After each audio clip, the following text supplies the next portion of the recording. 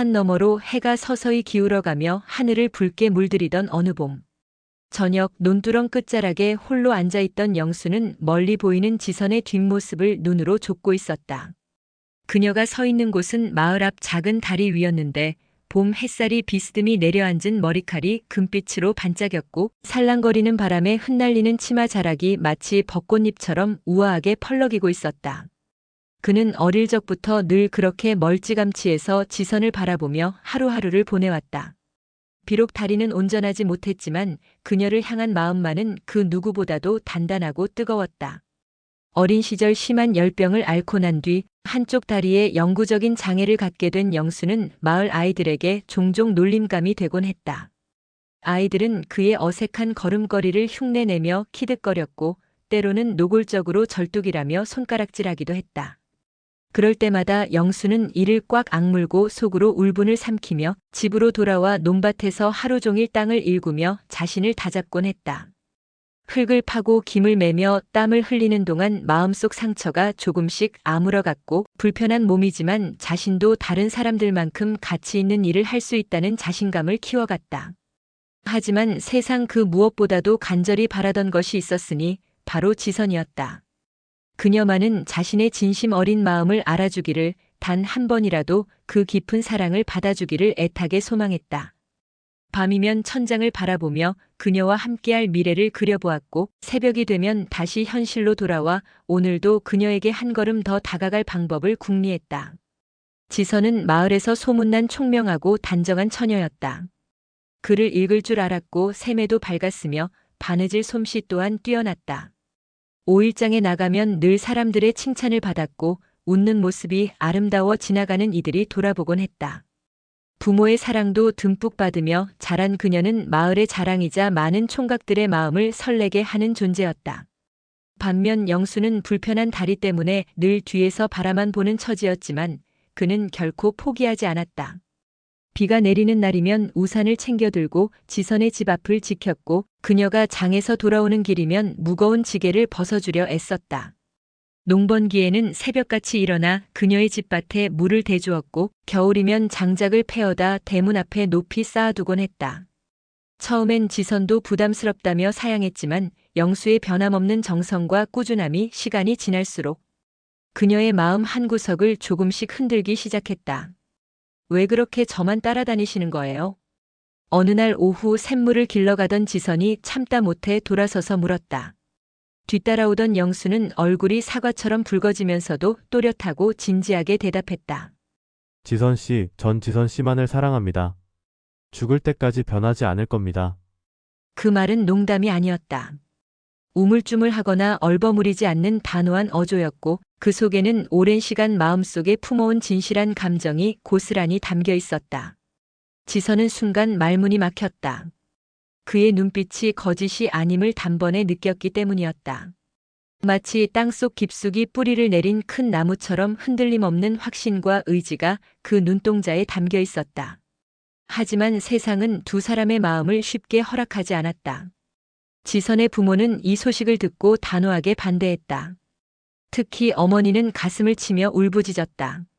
장애가 있는 사내에게 내 소중한 인생을 맡기겠다는 거냐? 절대 안 된다. 내 딸의 앞길을 이렇게 막을 수는 없어. 아버지 역시 깊은 한숨을 내쉬며 고개를 저었다. 지선아, 그 고생을 내가 어찌 다 감당하려느냐. 세상은 생각보다 혹독하단다. 더 나은 길을 선택해야지. 부모의 반대는 예상했던 일이었지만 막상 현실이 되니 지선의 마음도 흔들리기 시작했다. 정말로 자신이 감당할 수 있는 일일까? 주변의 시선과 편견 그리고 현실적인 어려움들을 과연 이겨낼 수 있을까? 하지만 마음이란 이성의 명령에 따르지 않는 법이었다. 시간이 지날수록 영수의 꾸밈 없는 진심과 성실함이 지선의 마음속 깊숙이 파고들었다. 그는 자신의 불편한 몸을 원망하거나 세상을 탓하지 않았다. 언제나 밝은 미소를 잃지 않으며 묵묵히 자신의 일을 해나갔고 비록 남들보다 더디고 힘들었지만 그 속에는 결코 꺾이지 않는 강인한 의지가 숨어 있었다. 마을 사람들의 반응도 엇갈렸다. 어떤 이들은 수군거렸다. 에이, 지선 아가씨 같은 사람이 왜 하필 그런 사내를. 하지만 나이든 어르신들은 다른 시각으로 바라보았다. 그래도 저 영수놈의 성실함과 인품만큼은 마을에서 따라올 자가 없지. 몸이 불편해도 마음씨 곱고 일 잘하는 사내가 어디 많나.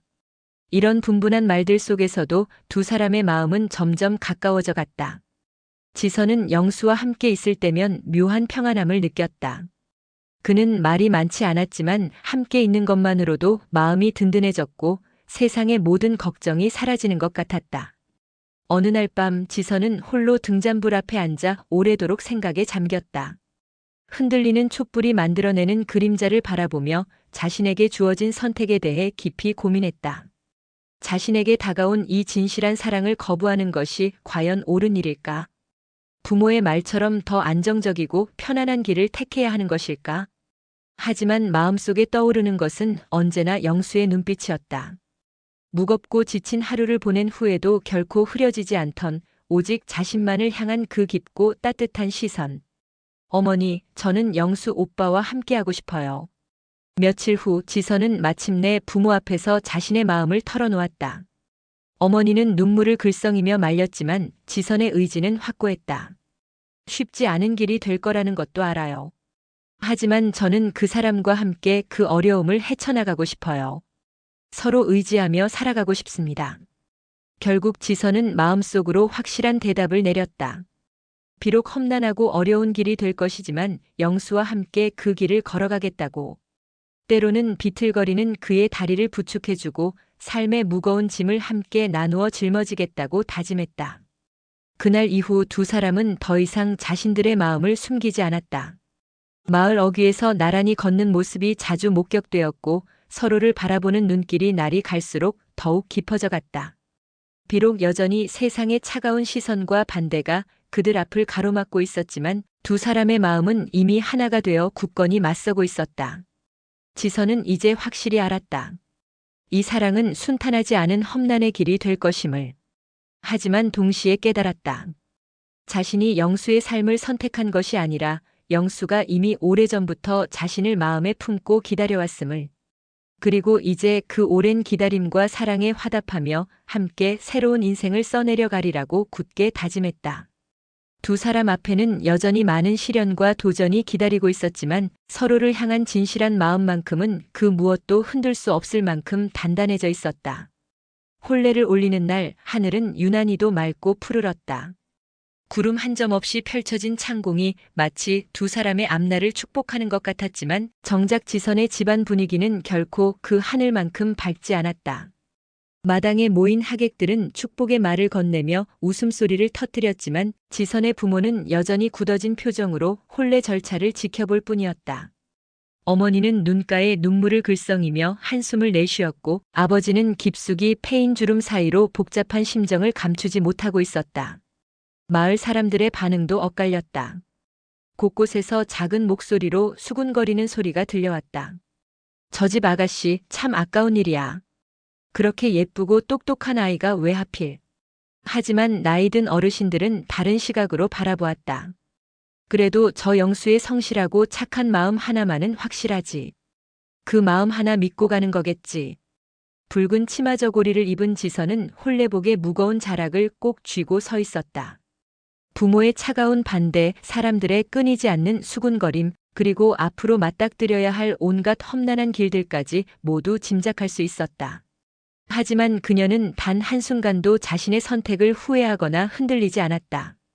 옆에서 어색하게나마 환하게 웃고 있는 영수의 모습에서 자신을 향한 변치 않는 사랑과 믿음을 느낄 수 있었기 때문이었다. 그의 눈빛 속에는 지금껏 한 번도 변한 적 없는 깊은 애정과 앞으로 평생을 함께하겠다는 굳은 의지가 담겨 있었다. 그렇게 두 사람은 온 세상의 반대와 우려 속에서도 부부의 연을 맺었다. 마을 끝자락에 자리한 작은 초가집에서 신혼의 첫날 밤을 맞으며 영수는 지선의 차가워진 손을 두 손으로 꼭 감싸쥐었다. 등잔불이 흔들리는 방 안에서 그는 진심 어린 목소리로 말했다.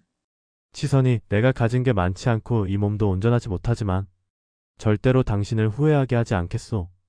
평생을 걸고 당신을 지키고 행복하게 해드리겠소. 그 말에 지선의 눈가에 뜨거운 눈물이 맺혔다. 재산도 넉넉지 않고 몸도 불편하지만 그 어떤 화려한 약속보다도 든든하고 믿음직한 언약처럼 들렸다. 그녀는 고개를 끄덕이며 대답했다. 저도 당신과 함께라면 어떤 어려움이라도 이겨낼 수 있어요. 우리 함께 힘내요. 신혼의 달콤함도 잠시, 현실은 곧 무거운 짐이 되어 두 사람 앞에 놓였다. 해가 동쪽 하늘을 붉게 물들릴 무렵이면 영수는 벌써 밭으로 나가 쟁기를 잡았다. 불편한 다리를 이끌고 무거운 농기구를 다루며 거친 흙을 갈아엎는 일은 결코 쉽지 않았다. 하지만 그는 한 번도 불평하지 않았고 땀에 흠뻑 젖으면서도 성실하게 농사일에 매진했다. 지선 또한 새벽 어스름이 채 가시기 전부터 일어나 장에 나가 작은 장사를 시작했다. 계란과 채소, 손수 만든 반찬들을 팔며 한 푼 두 푼 소중히 모아갔다. 집안 살림은 늘 빠듯했지만 두 사람은 서로의 어깨에 기대어 하나하나 차근차근 삶의 터전을 쌓아 올려갔다. 하지만 가장 큰 시련은 집안에서 찾아왔다. 시어머니는 지선을 볼 때마다 못마땅한 기색을 숨기지 않았다. 아들의 선택을 마음에 들어 하지 않았던 터라 며느리에 대한 불만은 날이 갈수록 커져만 갔다. 아이고, 맏며느리라면 집안의 기둥이 되어 살림을 제대로 이끌어가야 하는데 저런 고집스러운 성격에다 내 마음에 드는 구석이라곤 하나도 없구나. 4명의 시누이들 역시 올케에 대해 곱지 않은 시선을 보냈다. 사사건건 트집을 잡는 일이 일상이 되었다. 음식간이 짜다거나 싱겁다거나 청소가 깔끔하지 못하다거나 말투가 건방지다거나 심지어는 웃는 모습마저 얄미다며 불평을 늘어놓았다. 아무리 사소한 것이라도 불만의 소재로 만들어내는 그들의 날카로운 시선은 지선을 숨막히게 했다. 지선은 억울하고 속상했지만 결코 맞서거나 대꾸하지 않았다.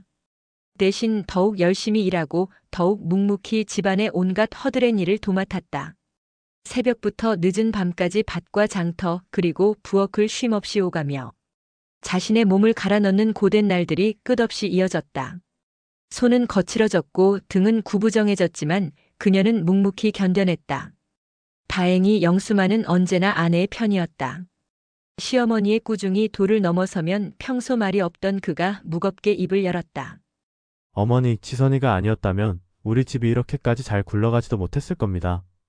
이 집에서 가장 고생하는 사람이 지선인데 너무 모질게 구시지 마십시오. 그런 아들의 말에 시어머니는 더욱 화가 났고 그럴 때마다 집안은 차가운 기운으로 얼어붙었다. 시누이들 또한 오빠가 자신들보다 옳게 편을 든다며 서운해했다. 하지만 지선은 남편의 그 한마디에서 다시 일어설 힘을 얻었다. 세상 모든 사람이 등을 돌려도 이 사람 하나만은 자신을 믿고 지켜준다는 사실이 얼마나 든든하고 고마운 일인지 깨달았다. 세월은 그렇게 무심히 흘러갔다. 비록 부유하지도 않았고 편안하지도 않았지만 두 사람은 서로를 바라보며 웃음을 잃지 않았다. 하루의 고된 일을 마치고 저녁 무렵이 되면 마루 끝에 나란히 앉아 땀을 식히며 하루를 돌아보곤 했다. 오늘도 참 고생 많았어. 그래도 우리 이렇게 또 하루를 잘 견뎌냈네요. 영수의 말에 지선은 고개를 끄덕이며 미소를 지었다. 비록 몸은 지쳤지만 마음만은 평온했다.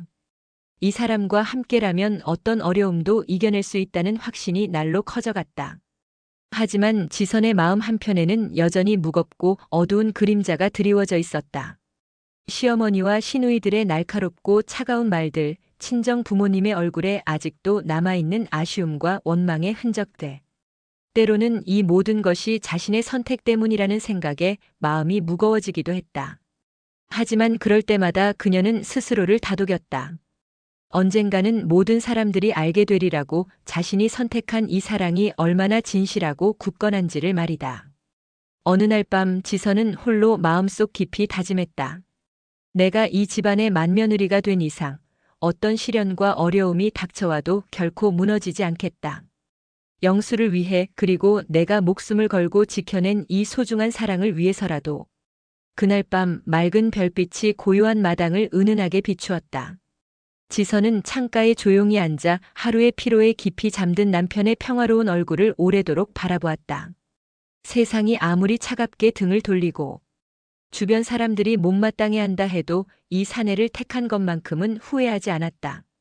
그 곁에서 평생을 함께 살아가겠다는 것, 그것이 바로 자신이 스스로 선택한 인생의 길임을 더 이상 의심하지 않았다. 창밖으로 스며드는 달빛이 방 안을 부드럽게 감쌌다. 내일 또 다른 시련이 기다리고 있을지라도 지선은 두렵지 않았다. 사랑하는 사람과 함께라면 어떤 폭풍우도 견뎌낼 수 있다는 믿음이 그녀의 마음속에 뿌리 깊이 자리 잡고 있었기 때문이다. 결혼한 지 2년째 되던 봄, 지선의 처사이가 태어났다. 산통이 시작된 지 하루 종일 고생 끝에 세상에 나온 아이는 작고 연약했지만 건강해 보였다. 마을 사람들은 모두 축하를 전하며 몰려들었다. 영순애도 이제 대를 제대로 잇겠구먼. 축하하네. 아이고, 이 작은 게 얼마나 예쁜가. 부모 닮아서 참 곱게 생겼어. 아이의 첫 울음소리는 그 작은 초가집 안에 새로운 희망처럼 맑게 울려 퍼졌다. 영수는 조심스럽게 아이를 품에 안으며 눈물을 글썽였고 지선은 지친 몸으로도 환하게 웃으며 아이를 바라보았다. 시어머니조차 처음으로 며느리를 향해 흡족한 미소를 지었다. 마침내 집안에 새로운 생명이 태어난 것이다. 하지만 그 기쁨과 희망은 오래 지속되지 않았다. 아이가 자라면서 다른 또래 아이들과 확연히 다르다는 것을 깨닫는 데는 그리 오랜 시간이 걸리지 않았다. 목을 가누는 것도 늦었고 뒤집기와 앉기도 다른 아이들보다 훨씬 더뎠다. 처음에는 단순히 발달이 조금 늦는 것이라고 생각했지만 시간이 지나면서 뭔가 다르다는 불안감이 커져갔다.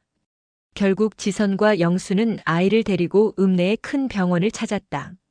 의사는 오랫동안 아이를 살펴보더니 심각한 표정으로 입을 열었다. 검사 결과를 보니 이 아이는 다운증 후군입니다. 염색체 이상으로 인한 선천적 장애로 지적 발달과 신체 발달이 일반 아이들보다 상당히 늦어질 것입니다. 병원에서 돌아온 그날 지선은 마루 끝에 털썩 주저앉아 참았던 울음을 터뜨렸다. 하늘이 무너지는 듯한 절망감이 온몸을 덮쳤다. 왜 하필 자신의 아이에게 이런 시련이 찾아온 것일까?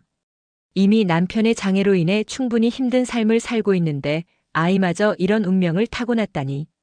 영수는 멍하니 앉아 오열하는 아내를 바라보다가 이내 작은 아이를 조심스럽게 품에 안았다. 아이의 작고 동그란 얼굴은 천사처럼 평화롭고 고요했지만 앞으로 이 아이가 걸어가야 할 길은 험난하기만 했다. 세상의 편견과 차별 그리고 평생 짊어져야 할 장애의 무게를 생각하니 가슴이 미어지는 듯 했다. 지선아, 괜찮소. 우리 아이잖소. 우리가 끝까지 지키고 돌보면 되는 거여. 영수의 목소리는 떨렸지만 그 속에는 아버지로서의 단호한 의지가 담겨 있었다. 지선은 남편의 그 말을 붙잡듯 오열을 멈추고 깊게 숨을 고르며 눈물을 닦았다. 그렇다. 이 아이는 그들의 피를 나눈 소중한 생명이었다. 비록 세상이 외면하고 손가락질한다 해도 부모인 자신들만큼은 끝까지 이 아이를 사랑하고 보호해야 했다. 그날 이후 부부는 마음을 단단히 먹었다. 어떤 어려움이 닥쳐와도 아이를 포기하지 않겠다고 세상 끝까지라도 함께 가겠다고 다짐했다. 하지만 장애아를 키우는 일은 그들이 지금까지 겪어온 그 어떤 시련보다도 힘겹고 고된 일이었다. 고된 농사일보다도 빠듯한 장사보다도 훨씬 더 많은 에너지와 인내를 요구했다. 아이는 또래보다 훨씬 늦게 걷기 시작했고 말을 배우는 것도 더뎠다. 작은 감기에도 쉽게 알아누웠고 밤마다 이유 없이 울어대는 날이 많았다. 지선은 거의 하루 종일 아이 곁을 떠날 수 없었고 조금이라도 한눈을 파는 사이 아이가 다칠까봐 밤마다 불안에 시달렸다. 더욱 힘든 것은 주변 사람들의 시선과 말들이었다. 시어머니와 시누이들은 또다시 불만과 원망을 쏟아냈다. 애가 저런 병을 가지고 태어났다는데 도대체 누굴 닮아서 그 모양인지 모르겠어. 우리 집안 내력에는 그런 아이가 없었는데 분명 저 집 쪽 탓이야. 그런 날카롭고 잔인한 말들은 지선의 가슴을 찌르는 날카로운 칼날 같았다. 하지만 그녀는 입을 굳게 다물고 대꾸하지 않았다. 대신 더욱 단단하게 아이를 품에 안았다. 세상이 아무리 차갑게 등을 돌려도 엄마인 자신만은 이 아이의 마지막 보루가 되어주겠다고 다짐했다. 몇 년의 시간이 흘러 둘째 아이가 태어났다. 다행히 둘째는 건강하고 총명한 아이였다. 뚜렷한 눈빛에 영리한 표정을 하고 있었고 자라면서도 발달이 빨라 주변 사람들의 칭찬을 받았다. 둘째가 자라면서 그 작은 초가집에는 오랜만에 작은 희망의 싹이 트기 시작했다. 아이는 어릴 때부터 책을 좋아했고 글을 배우는 속도도 남달랐다. 마을의 서당 선생님도 아이를 보며 고개를 끄덕였다. 이 아이는 정말 공부머리가 뛰어나네요. 제대로 배우기만 하면 훌륭한 사람이 될 것 같아요. 지선은 둘째 아이가 언젠가 이 좁은 마을을 벗어나 더 넓은 세상에 나가 큰 사람이 되기를 간절히 바랐다. 밤마다 등잔불 아래에서 아이와 함께 앉아 공책을 펼쳐주며 글자를 가르치고 셈을 알려주는 시간이 하루 중 가장 행복한 순간이었다. 첫째와 둘째, 두 아이는 이렇게 전혀 다른 운명을 안고 자라나고 있었다. 큰아이는 늘 엄마의 세심한 보살핌 속에서 집안에 머물러야 했지만 둘째는 점점 더 넓은 세상으로 나아가며 꿈을 키워나갔다. 지선은 두 아이를 번갈아 바라보며 복잡한 감정에 휩싸였다. 한편으로는 둘째의 밝은 미래에 대한 기대와 자랑스러움이 있었지만 다른 한편으로는 첫째를 생각하며 가슴이 저려왔다. 한 아이는 높이 날아오르는 새가 되어야 했고 다른 아이는 영원히 자신의 품 안에서 보호받아야 하는 존재였기 때문이다. 둘째가 고등학교를 졸업하고 서울로 떠나는 날이 마침내 다가왔다. 기차역 플랫폼에서 둘째는 엄마의 거친 손을 꼭 잡으며 말했다. 엄마, 걱정하지 마세요. 제가 서울에 가서 열심히 공부하고 일해서 성공할게요. 언젠가는 꼭 엄마를 편안하게 해드릴 거예요. 형도 잘 돌봐드릴게요. 지선은 애써 웃음을 지으며 아들의 손을 흔들어 주었지만 기차가 점점 멀어져 갈수록 참았던 눈물이 뺨을 타고 흘러내렸다. 이제 총명하고 희망찬 둘째는 더 넓은 세상으로 떠나가고 자신은 큰아이와 함께 이곳에 남아 또다시 끝없는 삶의 무게를 혼자서 감당해야 한다는 현실이 무겁게 다가왔다. 집으로 돌아온 그날 밤 큰아이는 여전히 순수하고 무심한 미소를 지으며 엄마 품에 파고들었다. 20살이 넘었지만 정신적으로는 아직도 어린아이 같은 모습이었다. 지선은 아이의 부드러운 머리카락을 천천히 쓰다듬으며 속으로 조용히 다짐했다. 그래, 괜찮다. 너는 하늘이 내게 준 소중한 선물이자 내 운명이야. 다른 사람들이 뭐라고 하든 엄마는 끝까지 너를 지켜줄 거다. 창밖으로는 별빛이 가득한 시골의 고요한 밤하늘이 펼쳐져 있었다. 지선은 큰아이를 꼭 끌어안고 오랫동안 잠들지 못했다. 내일 또 어떤 하루가 펼쳐질지, 앞으로 얼마나 더 많은 시련이 기다리고 있을지 알 수 없었지만 이 아이와 함께라면 어떤 어려움도 견뎌낼 수 있다는 믿음만은 변하지 않았다. 그것이 바로 어머니라는 이름이 짊어져야 하는 숙명이자 동시에 가장 큰 사랑의 증명이었다. 세월은 산골 마을의 계절과 함께 흐르는 물처럼 빠르게 지나갔다. 어느새 30년이라는 긴 시간이 흘렀고 20살 꽃다운 신부였던 지선은 이제 쉰을 훌쩍 넘긴 중년 여인이 되어 있었다. 한때 윤기나던 검은 머리칼은 어느새 희끗희끗 백발이 섞여 있었고 고운 피부는 바람과 햇볕에 그을려 거칠어졌다. 한때 가느다란 손가락들은 수십 년간의 농사일과 살림으로 인해 마디마디 굳은 살이 박이고 깊은 주름이 패여 있었다. 하지만 그녀의 하루 일과는 처음 이 집에 시집 왔을 때와 조금도 달라지지 않았다. 여전히 새벽 닭이 울기도 전에 몸을 일으켜 부엌에서 가족들의 아침을 준비했다. 큰아이의 죽을 끓이고 영수의 든든한 아침상을 차린 뒤에는 밭으로 나가 하루의 농사일을 시작했다. 5일장이 서는 날이면 새벽같이 일어나 손수 기른 채소와 만든 반찬들을 광주리에 담아 이고서 끝내까지 걸어갔다. 하루 종일 장터에서 목이 쉬도록 물건을 팔고 해가 질 무렵 집으로 돌아와서는 다시 저녁 준비에 바빴다. 저녁상을 차리고 설거지를 마친 뒤에도 마루 끝에 앉아 큰아이의 약을 정성스럽게 챙기고 내일 할 일들을 마음속으로 정리하는 것이 하루의 마지막 일과였다. 영수 역시 한쪽 다리가 불편한 몸임에도 불구하고 누구보다 성실하고 부지런했다. 무거운 지게를 짊어지고 밭고랑을 오가며 비가 억수로 내리는 날에도 눈보라가 치는 추운 겨울에도 논과 밭을 지켰다. 나이가 들수록 몸은 더욱 불편해졌지만 그는 한 번도 불평하거나 일손을 놓은 적이 없었다. 새벽부터 저녁까지 땀에 젖어 일하는 모습을 본 마을 사람들은 종종 혀를 내두르며 감탄했다. 저 집은 참 영수와 지선 두 부부가 없었으면 벌써 오래전에 무너져 버렸을 거야. 그 불편한 몸으로 어떻게 저렇게 부지런하게 사는지 모르겠어. 정말 대단한 사람들이야.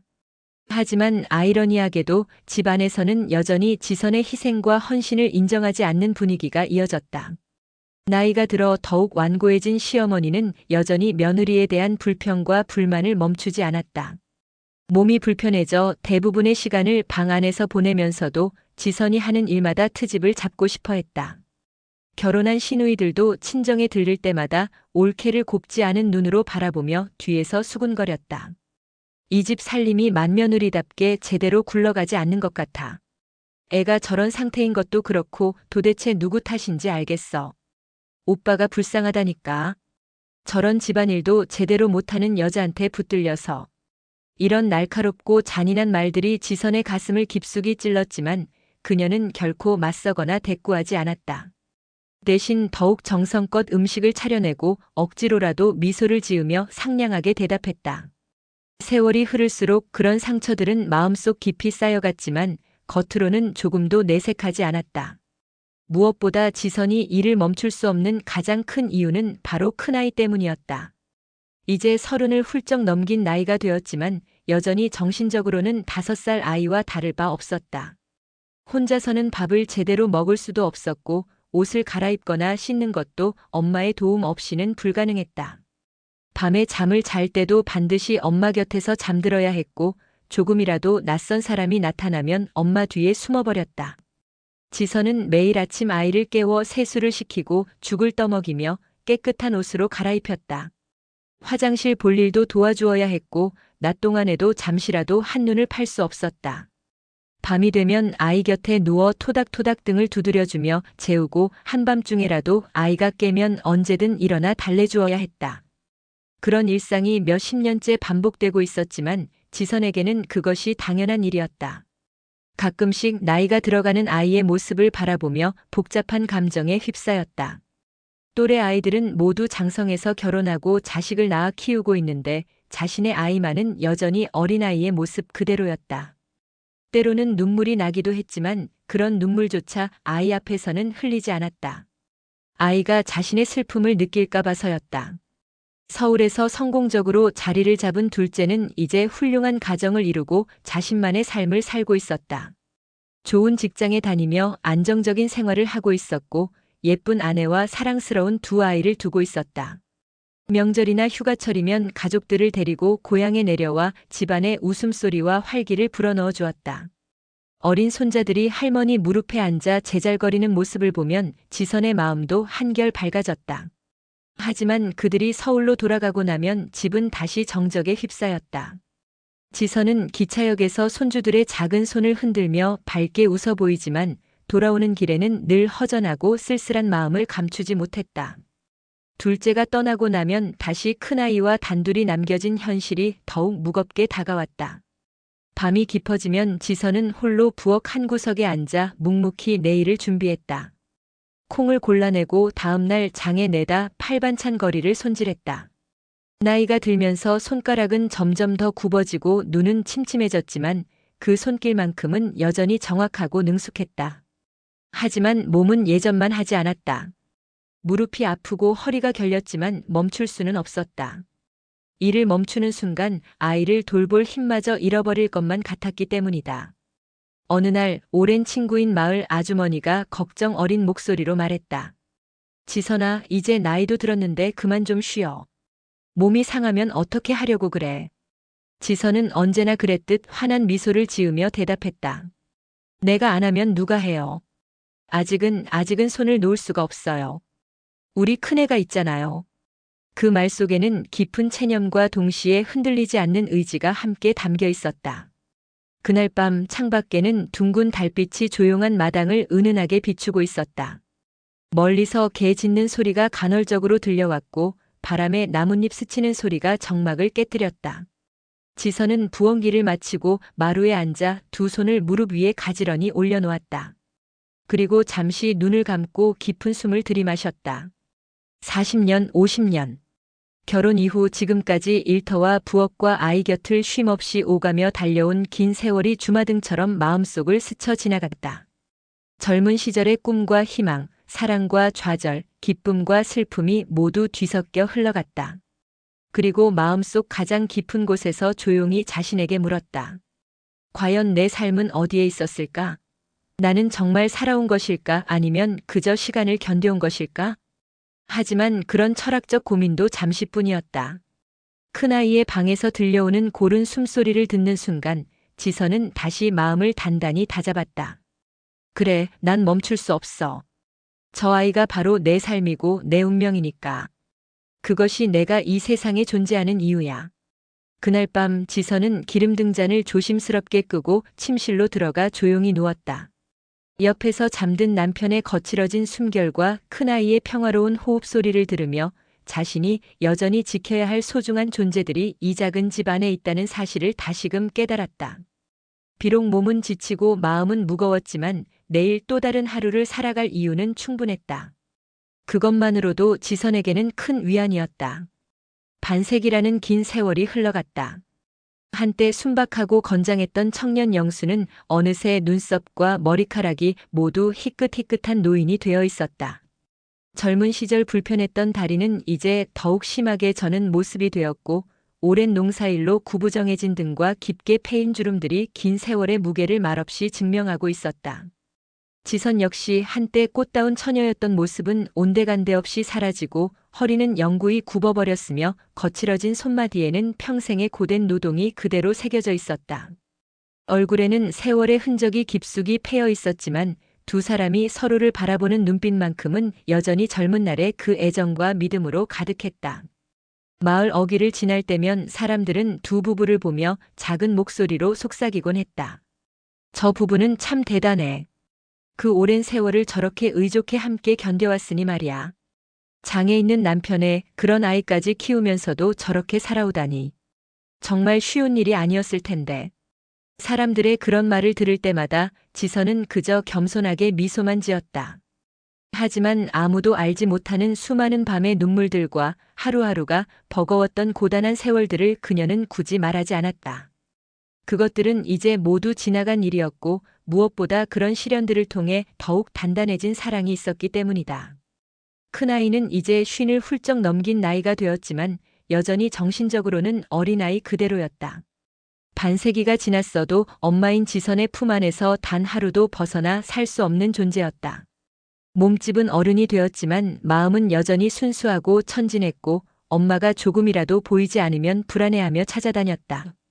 지선은 그런 아이의 작은 웃음 하나에도 마음이 놓였고 사소한 기침이나 열 하나에도 가슴이 철렁 내려앉으며 밤새도록 곁을 지키곤 했다. 아침에 일어나 아이를 깨우고 세수시키는 일부터 시작해서 밤에 잠자리에 들 때까지 아이를 먹이고 씻기고 돌보는 일이 지선의 하루를 가득 채웠다. 둘째 아들은 이제 서울에서 안정된 직장과 화목한 가정을 이루며 성공적인 삶을 살고 있었다. 대학을 졸업하고 좋은 직장에 취직한 후 현명한 아내를 만나 결혼했고 이제는 두 아이의 아버지가 되어 있었다. 명절이나 여름 휴가철이면 온 가족을 데리고 고향에 내려와 그 작은 시골집 마당을 아이들의 웃음소리와 활기찬 목소리로 가득 채웠다. 어린 손주들이 할머니 무릎에 앉아 제잘거리고 할아버지에게 안겨 놀아달라고 조르는 모습을 볼 때면 지선은 이루 말할 수 없는 벅찬 기쁨과 행복을 느꼈다. 하지만 며칠간의 즐거운 시간이 지나고 둘째 가족이 서울로 돌아가는 날이면 기차역에서 떠나가는 그들의 뒷모습을 바라보며 언제나 깊은 허전함과 아쉬움을 감추지 못했다. 손주들의 작은 손을 흔들어주며 밝게 웃어 보이지만 기차가 점점 멀어져 갈수록 가슴 한편이 텅 비는 듯한 느낌이 들었다. 멀리 떠나 각자의 삶을 꾸려가는 둘째 가족에 대한 그리움과 평생토록 곁에 남아 지켜야 할 큰아이에 대한 무거운 책임감이 교차하며 가슴을 저리게 만들었다. 나이가 들수록 몸은 더욱 불편해졌지만 지선은 여전히 저녁이면 밭으로 나가 일을 했다. 이미 허리는 완전히 굽어져서 제대로 펴지지 않았고 걸음걸이도 예전처럼 빠르지 못했다. 무릎과 어깨, 손목 등 온몸이 쑤시고 아팠지만 손에 쥔 호미와 괭이만큼은 쉽게 놓을 수가 없었다. 그런 지선을 보다 못한 이웃들이 걱정 어린 목소리로 말렸다. 지선이 이제 정말 그만 쉬세요. 평생 일하시면서 고생하셨으면 이제 됐지 않아요? 나이도 이만하면 충분히 드셨는데 몸이 상하기 전에 손 좀 놓으시지 그래요? 하지만 지선은 언제나 그랬듯 온화한 미소를 지으며 정중하게 대답했다. 고마워요. 하지만 아직은 괜찮아요. 아직 제 손이 필요한 곳이 있어서요.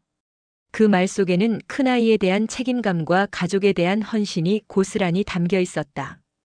영수는 그런 아내의 모습을 오랫동안 묵묵히 바라보다가 어느 날 저녁 조용하고 진지한 목소리로 말을 꺼냈다. 지선이 이제 정말 그만해도 돼요. 우리 나이가 이만하면 나도 이제 마음 놓고 쉴 만큼은 충분히 살았잖소. 그 말을 듣고 지선은 남편의 거친 손을 두 손으로 꼭 잡으며 대답했다. 여보, 저는 이게 제 삶이에요. 당신 곁에서, 우리 큰아이 곁에서 이렇게 사는 것이 제가 이 세상에서 해야 할 일이고 제 몫이니까요. 마당 한쪽 끝에서 서쪽 하늘로 붉게 저물어가는 해를 바라보며 두 사람은 나란히 앉아 있었다. 지나온 반세기 동안에는 헤아릴 수 없이 많은 고난과 시련이 있었고 때로는 절망적일 만큼 힘든 순간들도 있었다. 외로운 밤의 눈물과 버거운 현실의 무게, 주변 사람들의 차가운 시선과 상처 주는 말들까지. 하지만 그 모든 것들을 뚫고 여기까지 함께 걸어왔다는 사실 하나만으로도 지금까지의 모든 고통과 아픔이 충분히 보상받는 듯했다. 지선은 석양을 바라보며 마음속으로 조용히 되뇌었다. 나는 평생을 남편의 아내로, 아이들의 엄마로, 그리고 시댁의 맏며느리로만 살아왔다. 온전히 나만의 시간이나 나만을 위한 삶이라는 건 없었다. 하지만 그것이 곧 나의 정체성이었고 내가 걸어온 길이었으며 내가 선택한 사랑의 방식이었다. 어느덧 붉은 저녁노을은 서서히 자취를 감추고 보랏빛 어둠이 서서히 마을 전체를 포근하게 감싸기 시작했다. 지선은 무거운 몸을 천천히 일으켜 세우고 부엌으로 향했다. 여전히 저녁 설거지가 남아있었고 큰아이의 내일 아침 약을 준비해야 했으며 밤사이 추워질까봐 이불을 더 꺼내 놓아야 했다. 해야 할 일들이 끝없이 남아있었고 지켜야 할 소중한 살들이 여전히 그녀를 필요로 하고 있었다. 그녀의 걸음은 예전보다 느리고 조심스러웠지만 결코 멈추지 않는 강인함이 있었다. 영수는 아내의 그런 뒷모습을 오래도록 바라보며 속으로 깊이 생각했다. 평생 나를 든든하게 지켜준 사람이 바로 저 사람이다. 나의 부족한 다리를 대신해서 더 많이 뛰어다녀 주었고 나의 부족한 부분들을 모두 메워주며 내 삶의 든든한 버팀목이 되어준 사람. 세상 사람들은 잘 모를지도 모르지만 나만은 확실히 안다. 지선이야말로 우리 집의 진정한 기둥이었고 우리 가족의 영웅이었다는 것을. 밤이 깊어지면서 창호지 문틈 사이로 서늘한 가을바람이 스며들어왔다. 마당 한 구석에서는 귀뚜라미와 방울벌레들의 청아한 울음소리가 고요한 밤 공기를 가득 채우고 있었다. 두 사람의 긴 인생 여정은 이제 서서히 황혼으로 접어들고 있었지만 그들이 평생에 걸쳐 쌓아온 깊은 사랑과 변함없는 헌신은 여전히 현재 진행형이었고 앞으로도 생명이 다하는 그날까지 계속 이어져 갈 것이었다.